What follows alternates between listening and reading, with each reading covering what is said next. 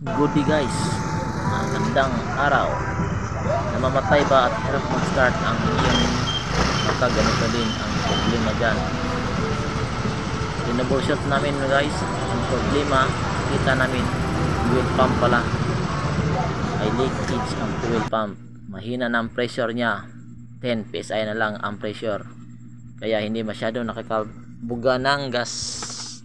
At ang kanyang fuel injector naman sira na din dahil buo ang kanyang buga, hindi siya pinong-pino ang buga, kaya siguro namamatay at hirap mag-start ang makina.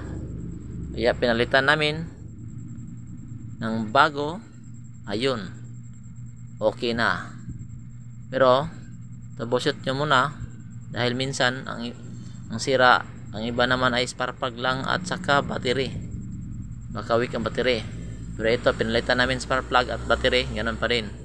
Kaya confirm ang sira fuel pump at saka fuel injector. Diyan makikita natin dyan guys, ang dating fuel pump at fuel injector tinanggal. Hindi na namin nakita ang paano natanggal, pero ito na, okay na siya, nag-start na siya at ganda na ang takbo. Test drive na namin dyan, okay na, 100% goods na ang unit. Yun lang pala.